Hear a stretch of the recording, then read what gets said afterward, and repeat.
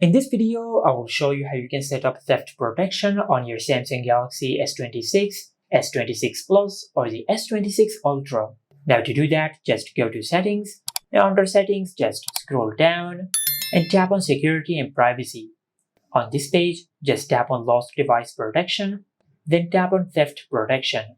Now just scroll down and under Screen Locking, just tap on Theft Detection Lock. Now what this basically does is that it detects phone snatching. Now if your Samsung phone suddenly detects that your phone has been snatched out of your hands and the person starts running away, your Samsung phone will automatically lock itself. So make sure you turn on this feature. Now if you have not set up a screen lock on your Samsung phone, just do it for this feature to be enabled. Just tap on Settings. Now instead of swipe, either select the pattern, the password, or the PIN. I'll select the PIN. I'll just create a PIN which must consist of at least 4 digits. Then tap on Continue and select Use Anyway. Now just enter your PIN one more time to confirm your PIN. Then select OK. Tap on Done. As you can see, we have enabled Theft Detection Lock.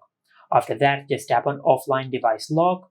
And when this feature is enabled, your Samsung phone will automatically lock itself once it becomes offline. Just tap on Turn On. Then tap on Failed Authentication Lock and make sure that this feature is enabled.